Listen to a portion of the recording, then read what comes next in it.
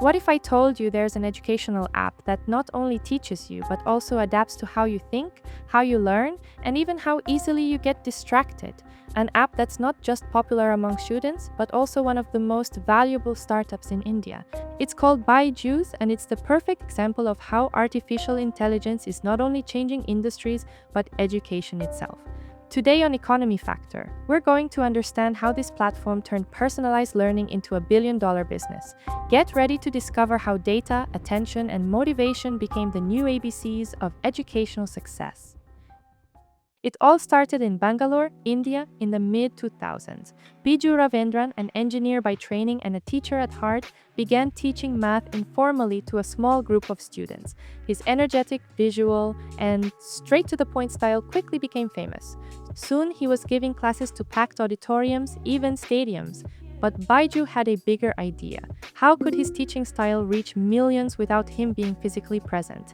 The answer was clear: technology. That's how BYJU'S was born, first as a series of CD lessons, and later as a mobile app officially launched in 2015.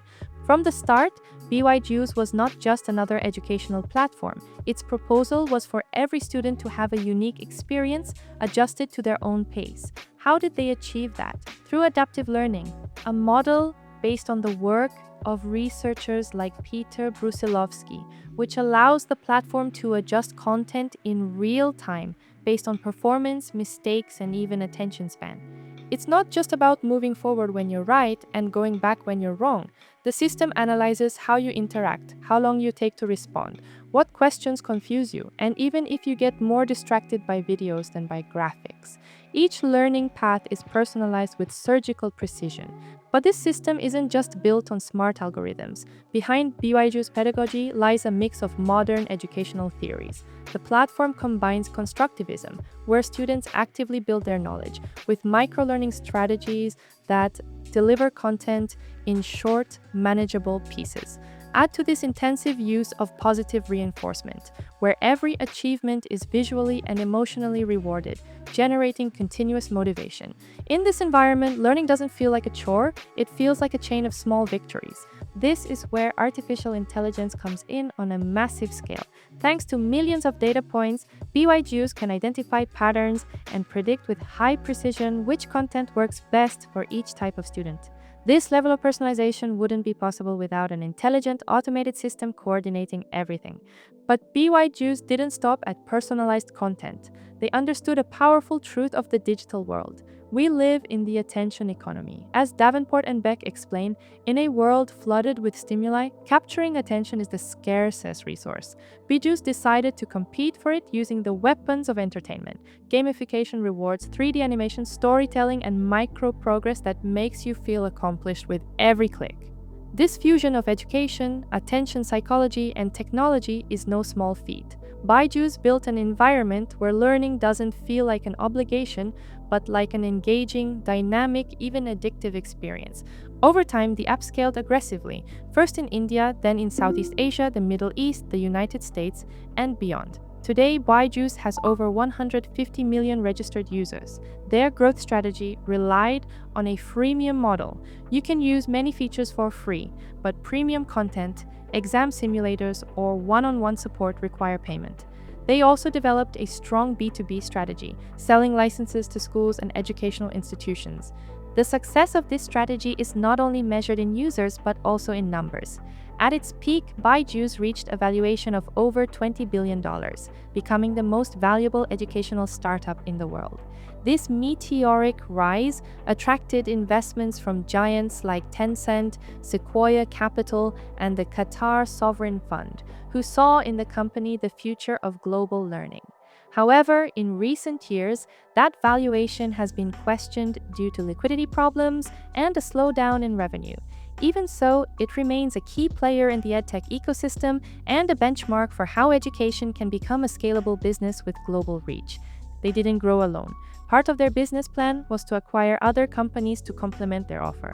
Some notable acquisitions include Osmo, focused on physical-digital learning for kids, White Hat Junior, specialized in children's coding, and Epic, an English reading platform.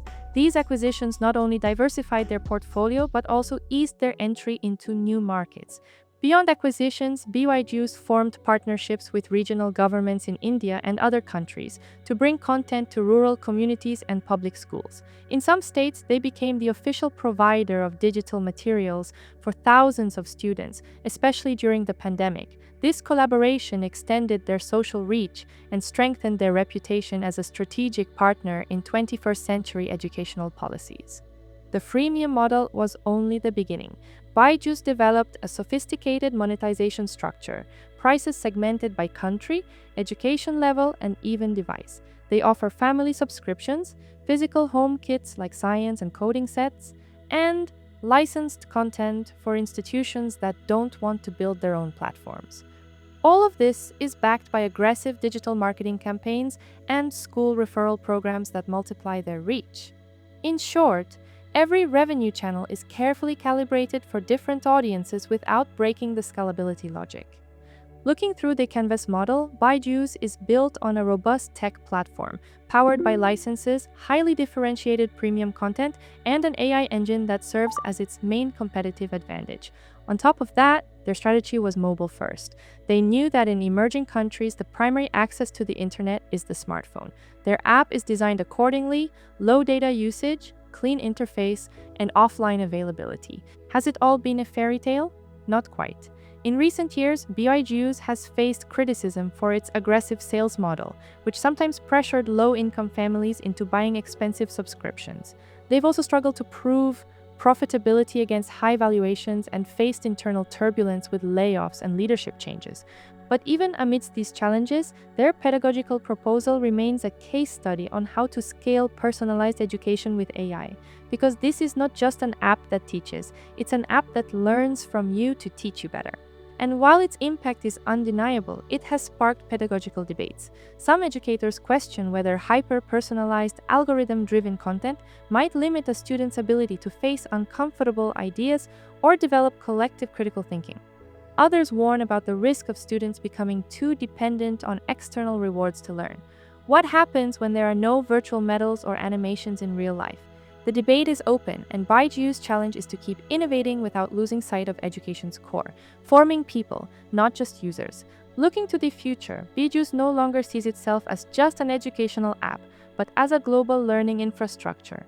They are exploring new integrations with augmented reality to create immersive environments, experimenting with virtual tutors powered by language models, and developing emotional learning tools that adjust content based on a student's mood. They also plan to expand strongly into Africa and Latin America, regions where the demand for personalized education is huge and traditional access remains limited. The bet is clear, not just teaching millions, but understanding them better than ever. If you're interested in how technology is rewriting the rules of education, mobility, finance, or health, subscribe to the channel. Hit like if you enjoyed the video and tell us in the comments what other EdTech or AI cases you'd like us to analyze. See you in the next video of Economy Factor. See you in the next video.